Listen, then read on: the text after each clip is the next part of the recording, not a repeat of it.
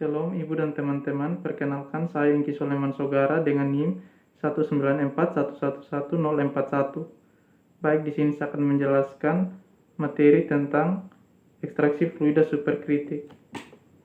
Jadi baik, untuk definisinya, ekstraksi merupakan jenis pemisahan satu atau beberapa bahan dari suatu padatan atau cairan. Teknik ekstraksi dengan fluida superkritik merupakan suatu teknik pemisahan yang memanfaatkan daya pelarut dari fluida superkritik pada suhu dan tekanan di sekitar titik kritis. Berikut sifat ekstraksi fluida superkritik. Yang pertama, secara umum dan ilmiah, fluida superkritik memiliki karakteristik dan sifat antar gas dan cairan.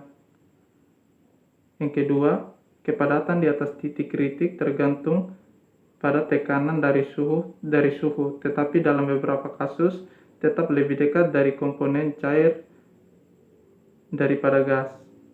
Yang ketiga, kepadatan dapat meningkat ketika tekanan suhu konstan juga meningkat dan suhu pada tekanan konstan berkurang. Yang terakhir, viskositasnya jauh lebih rendah daripada cairan dan ini membuatnya memiliki sifat hidrodinamik yang sangat positif. Ketegangan antarmuka yang rendah juga memungkinkan penetrasi tinggi melalui padatan berpori. Yang berikut, sifat dasar fluida superkritik.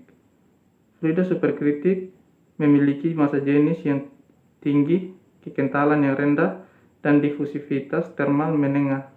Sifat ini ideal untuk dijadikan sebagai pelarut.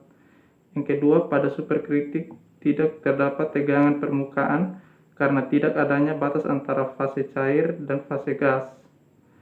Yang ketiga, sifat dari fluida superkritik diatur menjadi lebih cenderung bersifat gas atau lebih cenderung bersifat cair.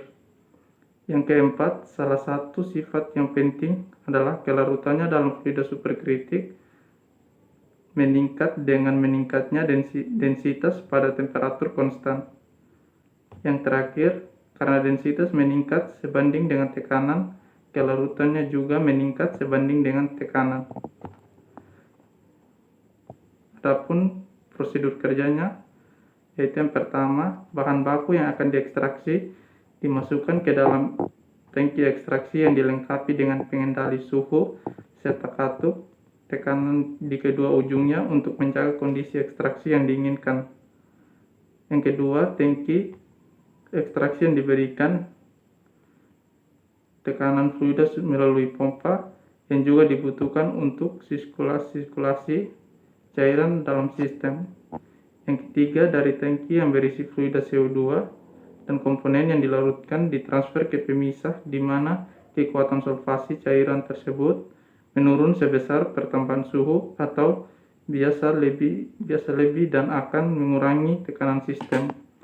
Yang keempat, produk kemudian dikumpulkan melalui sebuah katup yang terletak di bagian bawah pemisah. Yang kelima, uap CO2 terkondensasi dan kembali menjadi fluida dan kembali ke tangki. Dan yang terakhir, dapat dilakukan ekstraksi lagi seperti sebelumnya.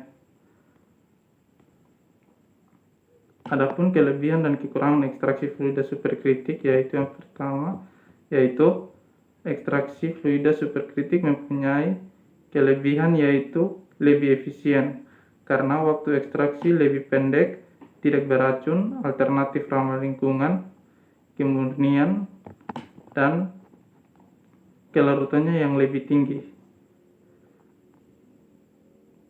Dan biaya ekstraksi pelarut lebih rendah karena sistem dalam ekstraksi fluida superkritik pelarutnya dapat didaur ulang dan mengurangi masalah yang terkait dengan degradasi termal senyawa secara signifikan. Sedangkan kerugian utama dari ekstraksi fluida superkritik adalah bahwa ekstraksi komponen polar sangat dibatasi oleh kekuatan pelarut CO2. Yang berikut, aplikasi ekstraksi fluida superkritik. Fluida superkritik secara umum dapat digunakan sebagai larutan pengekstrak eluen dalam teknik kromatografi dan media reaksi. Penggunaan secara komersial masih terbatas, namun perkembangannya terus meningkat. Kedua, penggunaan dalam industri makanan adalah mengekstrak rempah-rempah di mana setelah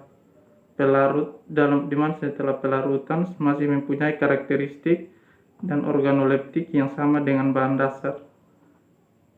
Yang terakhir, penerapan fluida superkritik yaitu pada pelarut obat. Baik, sekian dari penjelasan saya tentang ekstraksi fluida superkritik. Mohon maaf jika ada kesalahan dalam penjelasan atau ada yang kurang dari penjelasan saya. Saya mohon maaf. Terima kasih.